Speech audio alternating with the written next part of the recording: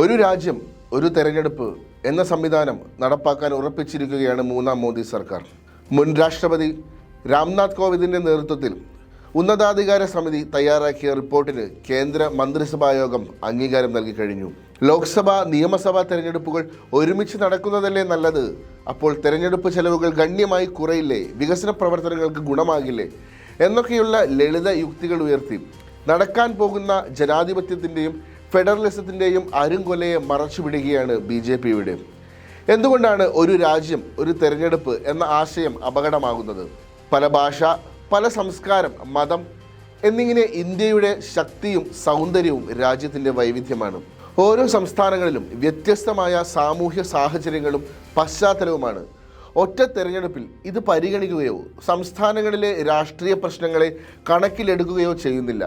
പകരം കേവലം യാന്ത്രികമായി തെരഞ്ഞെടുപ്പ് നടത്തുന്നതും അതല്ലെങ്കിൽ കേന്ദ്രഭരണം സംസ്ഥാനങ്ങളിലേക്ക് അടിച്ചേൽപ്പിക്കാനുള്ള കുറുക്കുവഴിയുമാണ് ഈ നീക്കം.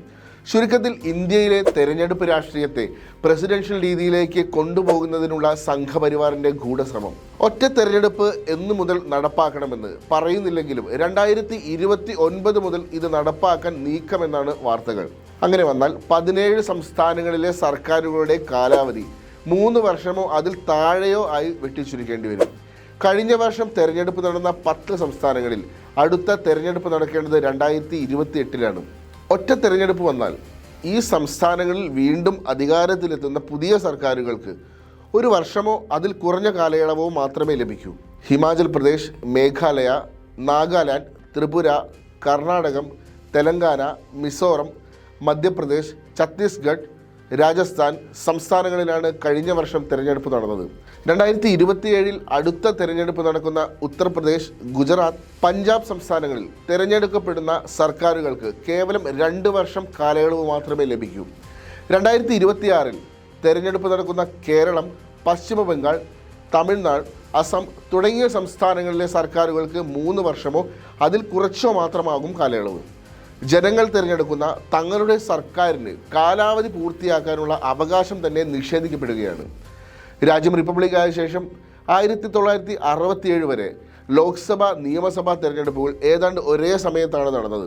1959 കേരളത്തിലെ EMS മന്ത്രിസഭയെ കേന്ദ്രം പിരിച്ചുവിട്ടതിനാൽ 60 ഇടക്കാല തെരഞ്ഞെടുപ്പ് നടത്തി. 1967 നിലവിൽ വന്ന ലോക്സഭയുടെ കാലയളവ് തീരും മുൻപ് പിരിച്ചുവിട്ട് 1970 തെരഞ്ഞെടുപ്പ് നടത്തി. അടിയന്തരാവസ്ഥയിൽ തെരഞ്ഞെടുപ്പ് നീട്ടിയതിനാൽ 77 നടന്നത്. പിന്നീട് 1980, 84, 91, 98, 99 വർഷങ്ങളിൽ ഇടക്കാല ലോക്സഭാ തെരഞ്ഞെടുപ്പുകൾ ഉണ്ടായി. ഒട്ടേറെ നിയമസഭകൾക്കും പല കാരണങ്ങളാൽ 5 വർഷ കാലാവധി പൂർത്തീകരിക്കാനായില്ല. ഇങ്ങനെ പരാജയപ്പെട്ട ഒരു മാതൃകയെ കൃത്യമായ ഗൂഢാലോചനയോടെ അടിച്ചേൽപ്പിക്കാനാണ് BJP ഒരുങ്ങുന്നത്. ഒറ്റ തെരഞ്ഞെടുപ്പ് രാജ്യത്തിൻ്റെ ഫെഡറൽ സ്വഭാവം അട്ടിമറിക്കും. കേന്ദ്ര സർക്കാരിന് സർവാധികാരം നൽകും. വൈവിധ്യങ്ങളെ ചവിട്ടിമെതിക്കും. പതിയെ എല്ലാം ഒന്നിലേക്ക് ഒതുക്കി ഹിന്ദുത്വ രാഷ്ട്രത്തിലേക്ക് വഴിവെട്ടും.